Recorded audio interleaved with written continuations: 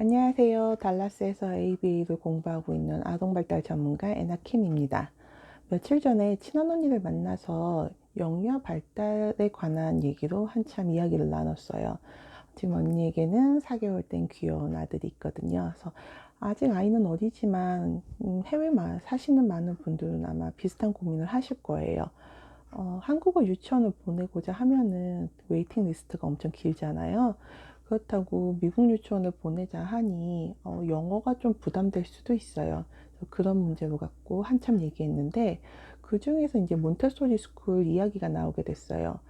제가 몬테소리 티칭 프로그램도 이제 들었었고 몬테소리 스쿨에서 이제 교사로도 일한 경험이 있어서 여러 가지 정보를 언니한테 줬었거든요. 근데 언니가 듣더니 유튜브 한번 찍어보지 않겠니? 라고 하시더라고요. 그래서 사람들이 몬테소리 스쿨에 대해서 많은 오해를 하고 있을 수 있다라는 생각을 하니까 이제 그런 부분에 대해서 좀 제가 알고 있는 정보를 드리면 참 좋겠다라는 생각으로 이렇게 영상을 찍게 되었습니다. 몬테소리 스쿨 하면 어떤 게 떠오르세요? 한국에 계시는 많은 분들은 몬테소리 하면은 아무래도 집에서 교구를 많이 사서 집에서 아이가 혼자서 혹은 엄마랑 좀 형제랑 이렇게 좀 조용하게 개인적으로 작업하는 걸 많이 생각하실 거예요.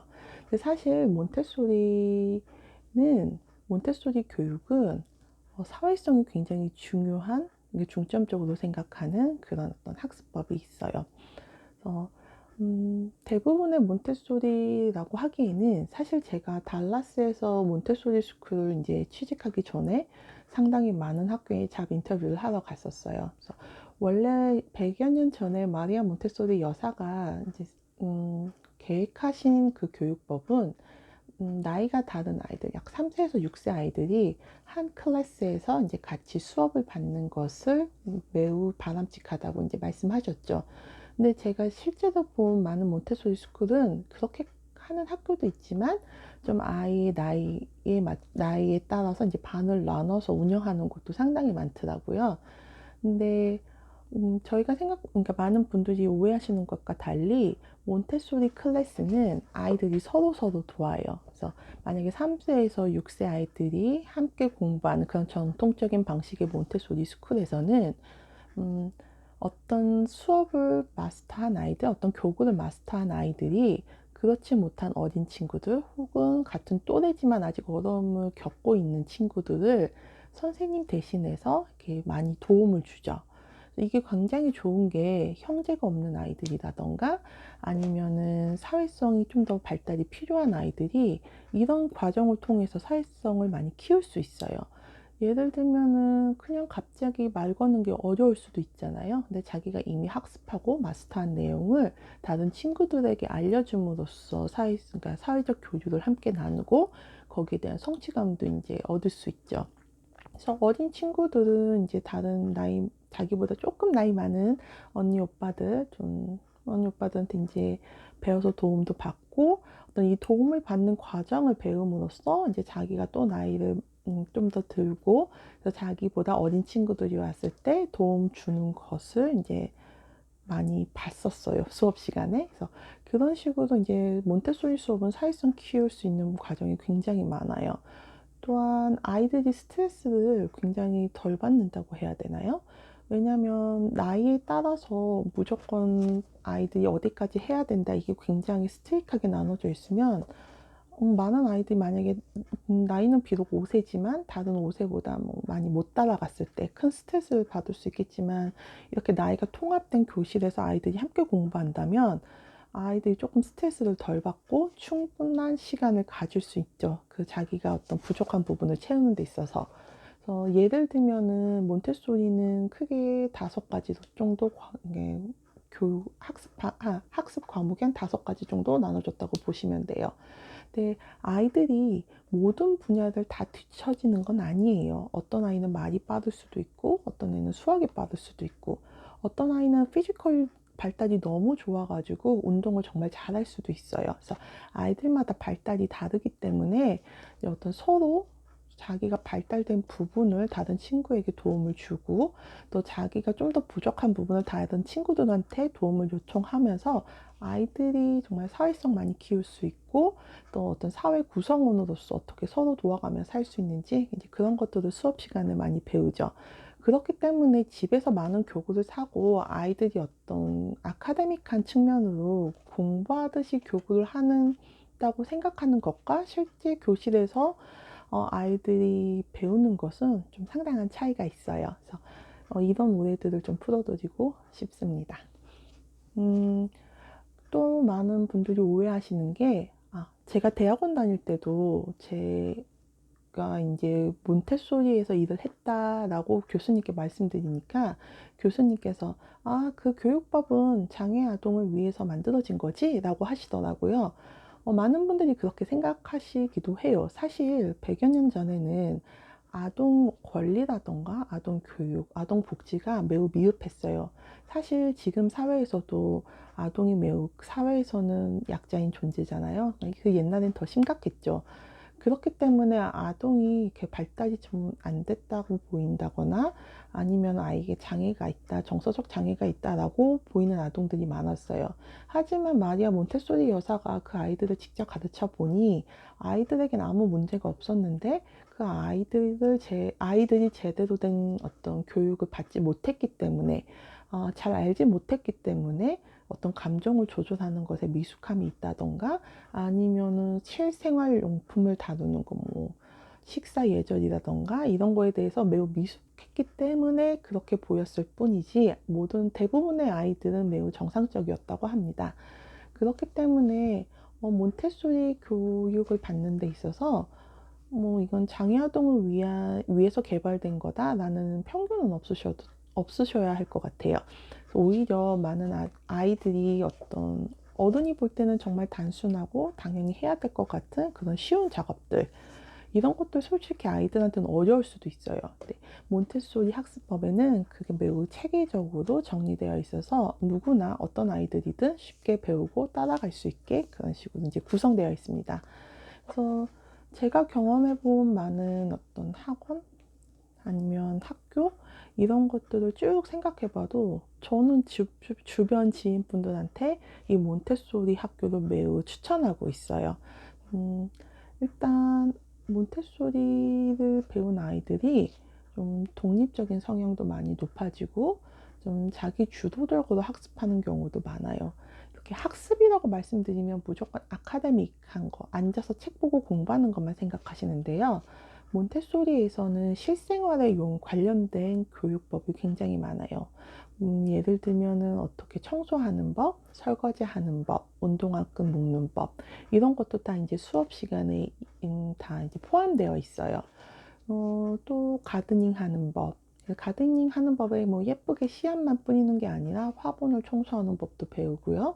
거름 주는 법도 배우고, 뭐 저희는 주로 여름이면은 뭐 토마토도 많이 수확하고 수박도 좀 성공했고, 이제 이런 농작물도 하고 꽃도 키우고 하는데, 이런 과정을 통해서 아이들이 자연도 배우고 또 노동의 어떤 중요성도 배우고 이제 그래 왔었죠. 그렇기 때문에 아마 이런 종합적인 교육, 그리고 아이들의 정서 발달, 그리고 뭐 교육적인 학습적인 것, 뭐 책을 읽는다거나 수학 공부를 한다던가, 이 모든 것을 통합적으로 배울 수 있는 것이 바로 몬테소리였더라고요. 그래서 저는 굉장히 추천하고, 교사로서 일할 때도 만족감이 상당히 높았고, 아이들이 점점 자라는 모습을 이제 쭉 지켜보면서 내가 애가 있다면은 정말 몬테소리 교육을 시켰으면 좋겠다라고 생각했다가 나중엔 타임머신이 있다면 내가 어린 시절로 돌아가서 이 몬테소리 교육을 받으면 얼마나 좋을까, 그런 생각이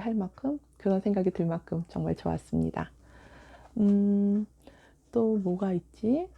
네.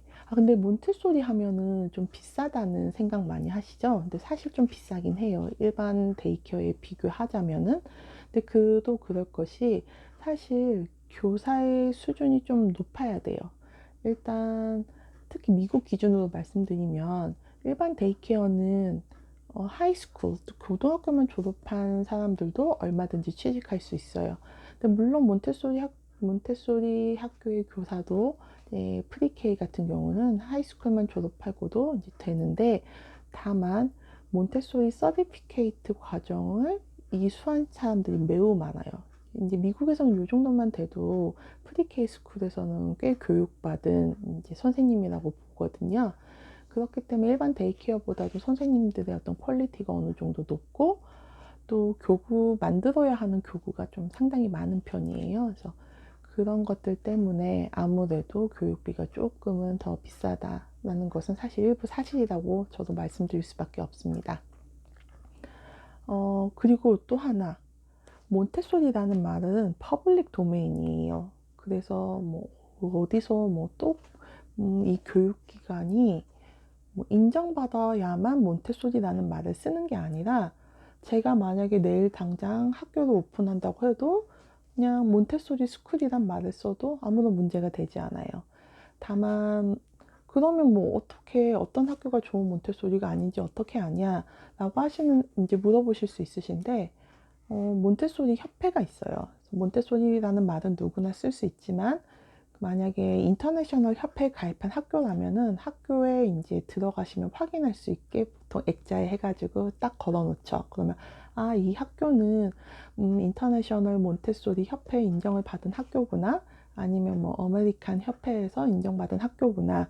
그 협회 기준에 맞게 이제 모든 것을 통과한 학교들은 이제 그런 협회 가입해서 본인들의 어떤 학교의 퀄리티를 이제 증명하죠.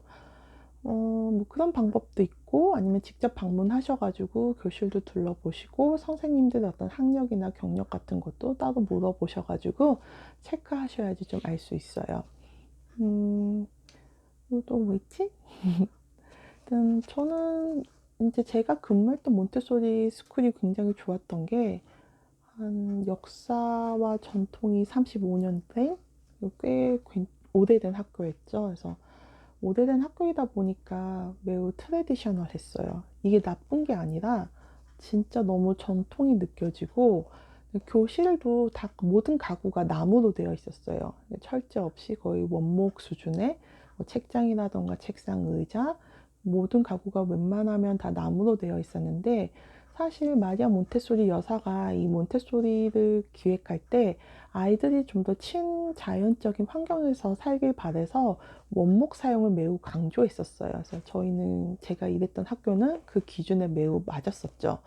또한 원장 선생님께서 아이들이 미디어나 어떤 테크에 노출되는 것을 조금 꺼려 하셨어요. 그렇기 때문에 아이들이 매우 자연 속에서 잘 지낼 수 있죠. 그래서 학교 이름도 Child's Garden 몬테소리 스쿨이었어요. 근데 지금 정말 안타까웠던 거는, 이 학교가 코로나 이후로 문을 닫았는데 다시 오픈하지 않더라고요. 그래서 너무 좀 속상했어요. 왜냐면 캐롤턴 지역에서는 가장 좋은 몬테소리 스쿨이라고 제가 정말 자신 있게 권했던 학교거든요. 그런 게 좀 아쉽더라고요. 그래서 만약에 제 영상을 보시고 달라스 계시는 분이 그러면 어떤 몬테소리가 좋은가요? 라고 만약에 저에게 묻고 싶으시다면 이메일 보내주세요. 제가 서치하고, 아니면 제가 아는 선생님한테 여쭤봐서 제가 답변을 드릴게요. 유튜브로 말하려고 하니까 각자한테 가장 베스트인 이제 스쿨이 있을 텐데, 딱 어느 학교를 찝어가지고 이 학교가 진짜 좋아요 라고 말씀드리기는 어렵더라고요. 그래서 보통 거주하시는 지역, 아니면 생각하시는 어떤 튜이션, 뭐 아이들이 어떤 거를 중점적으로 배웠으면 좋겠다, 이런 정보와 함께 저에게 이메일로 학교 추천을 원하신다면 이메일로 꼭 보내주세요. 제가 성심성의껏 답변해 드리겠습니다. 사실 하고 싶은 말이 많았는데 잠자기 전에 두서없이 찍다 보니까 되게 내용이 어떻게 됐는지 저도 걱정입니다. 근데 좀 제가 그동안 너무 걱정이 많아가지고 영상을 못 찍었는데, 제가 생각하기에 좀 부족하다 싶고 너무 부끄럽고 하더라도 자주 찍어서 영상을 올려볼게요. 올리다 보면 저도 좀 늘고, 또 여러분들께서 저한테 이메일이나 어떤 이메일로 보내주시면은 이제 그런 내용을 좀 더 정리해가지고 다음에는 좀 더 내용이 알차고 또 여러분들의 속을 시원하게 해줄 수 있는 그런 컨텐츠로 준비해서 돌아오겠습니다. 감사합니다.